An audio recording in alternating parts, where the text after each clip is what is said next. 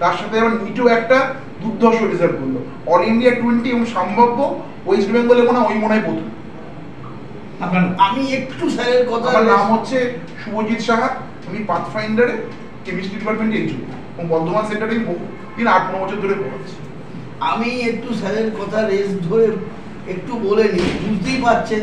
তাহলে এখানে যে সমস্ত ছাত্রছাত্রী মাস্টারমশাইরা তৈরি করে তাদের কিন্তু একদম যখন তারা ক্লাস 7-6 সবে তারা পরিচিত হচ্ছে, তাদের যে নলেজ অ্যাকুইজিশন এরিয়াটা যখন তাদের আস্তে আস্তে শক্ত হচ্ছে, ঠিক সেই সময় থেকে তারা কিন্তু ধরে ধীরে ধীরে ধীরে তাকে সাফল্যের দিকে নিয়ে যাচ্ছে।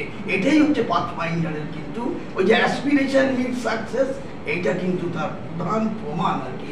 একটার পর একটা সাকসেস, দেবদত্তা মাঝি, রূপায়ণ অনেক বলা যাবে, কিন্তু অত তো বলে শেষ করা যাবে না। তো তাই বলছি, এই মাস্টারমশাইদের যে ডেডিকেশন এবং ছাত্রদের যে নিজস্বতা, এই দুটো মিলে পাথফাইন্ডার কিন্তু পথ দেখাচ্ছে, দিশা দেখাচ্ছে। তাই আপনাদের প্রিন্ট মিডিয়া, আপনাদের ডিজিটাল মিডিয়া, আপনাদের এই ভিজুয়াল মিডিয়া দিয়ে আপনারা একটু বলুন যে আমরা কি কাজ করছি। এইটুকু শুধু ব্যবসা নয়, আপনারা বলুন যে এরা ছাত্র তৈরি করছে, ছাত্র তৈরি করার কারিগর হিসেবে কাজ করছে। এইটুকু শুধু আপনাদের কাছে আবেদন। ভালো বাসুদেব চক্রবর্তী, ভালো রেজাল্টের পিছনে রূপায়ণ কি বলবে, পাথফাইন্ডারের ভূমিকা কত? আজ আমি নিটের যে রেজাল্ট বেরিয়েছে তাতে অল ইন্ডিয়া র্যাঙ্ক 20 হয়েছে। কেমন লাগছে? ভালো লাগছে, মানে সবাই প্রেডিকশন দিয়েছিল যে রেজাল্ট ভালোই হবে, কিন্তু 20 র্যাঙ্ক করেছি এটা শুনে আমার মানে খুবই খুশি লাগে, মানে আনন্দ লাগে। তুমি মাধ্যমিকেও 6 হয়েছে। দেখুন বর্ধমান শহরে মানে আমি একদম ছোটবেলা থেকেই এই শহরে বড় হয়ে উঠেছি, তো একদম ছোটবেলা থেকেই শহরের বিভিন্ন শিক্ষকরা এবং অন্যান্য মানে মানুষরা কিন্তু আমাকে সবসময় সহায়তা করেছে, আর বাবা মা সবসময় পাশে থেকেছেন। মানে যে কোনো সময় যে কোনো শিক্ষার ক্ষেত্রে বাবা মা সবসময় পাশে থেকে, তাই আমি তাদের কাছে ক্লাস 8 থেকে ফাউন্ডেশন কোর্স করছি। তো আমার মনে হয়েছে যে ফাউন্ডেশন কোর্সটা করাটা যে কোনো কম্পিটিটিভ এক্সাম ক্লিয়ার করার ক্ষেত্রে খুব ইম্পর্টেন্ট। কেন কি ক্লাস 8-9-এ আমরা স্কুলে যে পড়াশোনা করি সেই তুলনায় কিন্তু 11-এ গিয়ে সিলেবাসটা অনেকটা বেড়ে যায়। তো একটা স্টুডেন্টের পক্ষে ওই বিরাট সিলেবাসের জাম্পটা সবসময় নিতে পারাটা সম্ভব হয় না, কিন্তু এখানে 8-9-10 থেকেই যেভাবে আমাদের 11-12-এর মানে ইউথ সিলেবাসটা ফেস করার জন্য আমাদেরকে যেভাবে প্রিপেয়ার করা হয়েছে সেটা কিন্তু 11-12-এ গিয়ে খুবই হেল্প করেছে। আর তার সাথে সাথে 11-12-এও যে সমস্ত ফ্যাকাল্টিরা এখানে ছিলেন তারা সব সময় কিন্তু মানে আমাদের সাহায্য করতেন। যে কোনো সময় রাতে ডাউট হলে জিজ্ঞাসা করলে, হোয়াটসঅ্যাপে জিজ্ঞাসা করলে বা কল করলে সেটা সাহায্য করে দিতেন। ক্লাসেও যথেষ্ট মানে ইন্টারেক্টিভ ক্লাস হতো। আর তার সাথে সাথে তো উনি বললেনই যে ফরচুনের ক্লাস হতো, সেখানে আরেকটু যারা একটু বেশি মেধা সম্পন্ন স্টুডেন্ট তাদেরকে মানে আরও যাতে তারা ভালো রেজাল্ট করতে পারে তার জন্য স্পেশাল ক্লাস অ্যারেঞ্জমেন্ট হতো। আর তার সাথে সাথে এখানে টেস্টগুলোও দিয়েছি রেগুলার, তো সেই টেস্টগুলো থেকে মানে টেস্টগুলো স্ট্যান্ডার্ড যথেষ্ট ভালো থাকতো। তো সেটা থেকে কিন্তু নিটের প্রিপারেশনটা বা এক্সাম টেম্পারামেন্টটা অনেকটা তৈরি হয়েছে। নিটে কোয়ালিফাই করতে গেলে কত ঘন্টা কাটতে হবে, কীভাবে পড়াশোনা করতে হবে? কত ঘন্টা কাটতে হবে এটা তো নির্দিষ্ট করে বলা যায় না, সেটা তার নিজস্ব মেরিটের উপর নির্ভর করে। কিন্তু যে কোনো সময়ই যেটা আমার বক্তব্য হচ্ছে সেটা হচ্ছে প্রত্যেকটা চ্যাপ্টারকে কনসেপ্ট ওয়াইজ ভালো করে ক্লিয়ার করে বোঝা এবং প্রচুর প্র্যাকটিস করা, এটাই যে কোনো কম্পিটিটিভ এক্সাম ক্লিয়ার করার ক্ষেত্রে মূল লক্ষ্য হওয়া উচিত। আগামীতে তুমি ডাক্তার করলে মানে কোন এই নিয়ে পড়তে চাচ্ছি? ডাক্তারিতে আমি দেখছি মানে এমবিবিএস করার পর আমার ইচ্ছা আছে যে যদি নিউরো সার্জন হওয়া যায়। কেন নিউরো সার্জন থেকে ওই দিকটা যথেষ্ট মানে মানে লোকে অতটা একটু কমই যায় ওই দিকটা, তো ওই দিকটা আমার একটু মানে ডিসকভার করার বা ওই দিকটা ইচ্ছা আছে আমার, সেটা ভেবে দেখবো। আর তার সাথে যদি এইমসগুলো যেহেতু রিসার্চের জন্য যথেষ্ট ভালো, তো রিসার্চ ওয়ার্কগুলো আমার একটু ইচ্ছা আছে।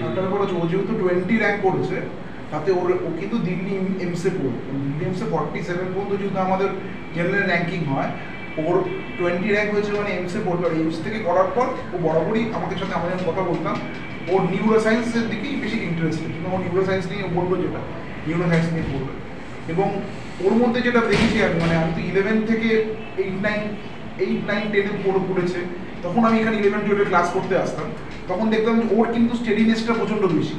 মানে একটা ছেলেকে দেখলে বোঝা যায় মানে যেমন কেউ যখন পড়তে বসে তার যে স্টেডিনেসটা আছে, কোনো ধরুন ক্লাসে ক্লাস করছে, তখন বাকিরা কে কী করছে তাতে কিন্তু ওর কিছু যায় আসে না। ওর নিজের পড়াটা নিজে করা এবং ডেডিকেশনের সাথে করা এবং প্রতিটা কোশ্চেন স্যারকে জিজ্ঞেস করে না, যেটা বুঝে না, সবচেয়ে বড় ইম্পর্টেন্ট।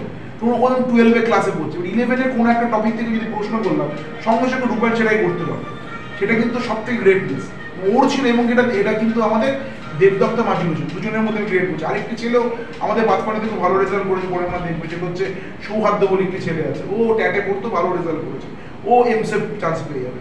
এবং সবচেয়ে বড় কথা রূপায়ণ এবং এদের যে গ্রুপ যে স্টাডিটা, এই বর্ধমান থেকে শুধু এই বছর রূপায়ণ রেজাল্ট করলো না, প্রতি বছর কিন্তু বর্ধমান থেকে ভালো রেজাল্ট। এই 2019 থেকে আমরা পড়েছি, সেখান থেকে এমস পাটনা, ভুবনেশ্বর, এমসের, তবে এমসিকে মানে মেডিকেল কলেজ আছে, প্রতিটি জেনারেশন পেয়েছে এবং খড়গপুর আইআইটিতে আসবে, সেটাই রূপায়ণ আবার এই বছর তার থেকে একটু বেটার করলো, করে এবার দিল্লি এমসে দিয়েছে। শিক্ষকের পাশাপাশি জেলার নাম উজ্জ্বল করবে। হ্যাঁ একদম, মানে বর্ধমান প্রতিটা সময় মানে আপনাকে রেজাল্ট দিয়ে এসেছে এবং বর্ধমানের ছেলেপেলেরা অত্যন্ত ডেডিকেটেড হয়।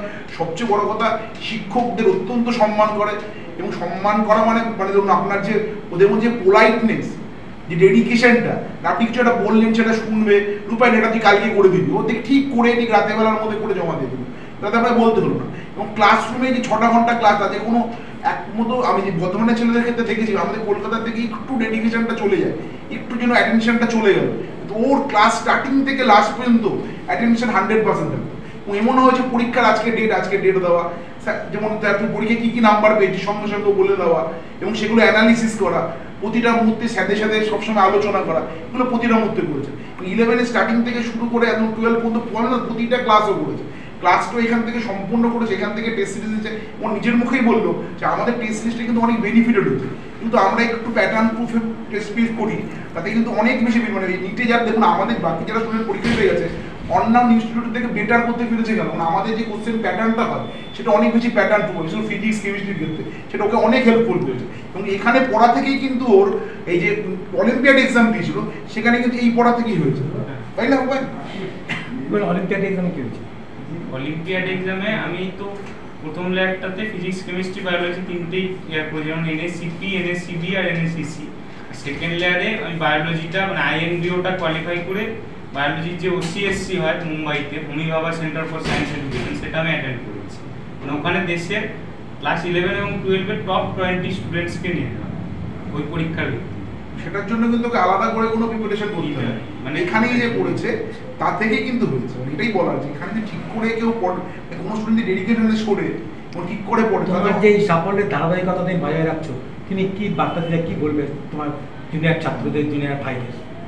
জুনিয়র ছাত্রদের এটাই বলবো যে যারা ভবিষ্যতেও এই বিভিন্ন কম্পিটিটিভ এক্সামে ভালো করতে চায় বা বোর্ড এক্সামে ভালো করতে চায়, তাদেরকে এটাই বলবো যে সায়েন্স সাবজেক্টটাকে মানে তার কনসেপ্ট ওয়াইজ পড়া, সবসময় কোনো ক্লাস মিস না করা এবং ক্লাসে ফুল অ্যাটেন্টিভ থেকে স্যার যে কনসেপ্টটা দিতে চাইছে সেটা ভালো করে নেওয়া, আর বাড়ি গিয়ে সেই কনসেপ্টটা রেগুলার রিভাইজ করা আর ওই কনসেপ্টের উপর প্রবলেম প্র্যাকটিস করা, তাহলেই সেটা তার আত্মস্থ হয়ে যাবে।